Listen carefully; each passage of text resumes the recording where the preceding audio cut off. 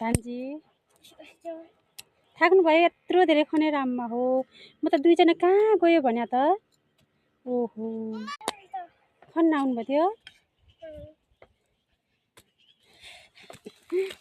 रमाइलो भएछ खन्न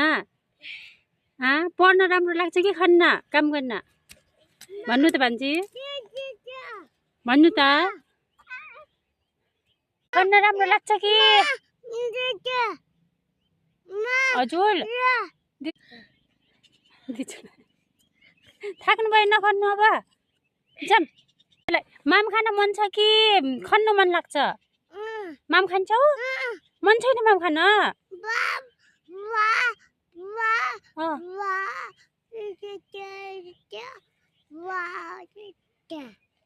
अनि तिमीलाई खन्न मन पर्दो रहेछ मैने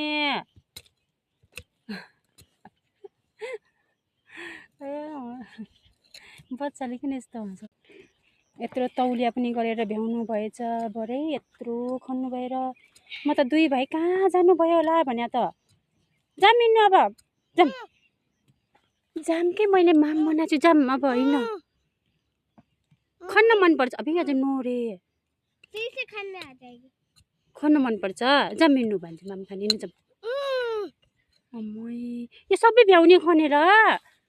हेर त अब त्यसो त एप्पल त धेरै फल्ने भयो त बाबु सानो एप्पलको बुट्टा हाम्रो बाबुलाई त खन्न मन पर्छ रे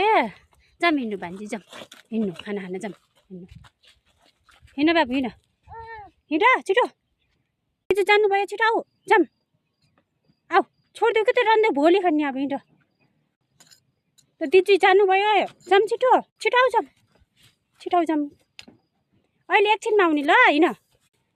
हिँड्नु छिटो दिजु कहाँ पुग्नु भयो हिँड यता जाम हिँड जाम हिँड्नु छिटो हात धुनु अनि जाम है दुईजना आज दिजु भाइले कति धेरै काम गरेर आउनुभएको छ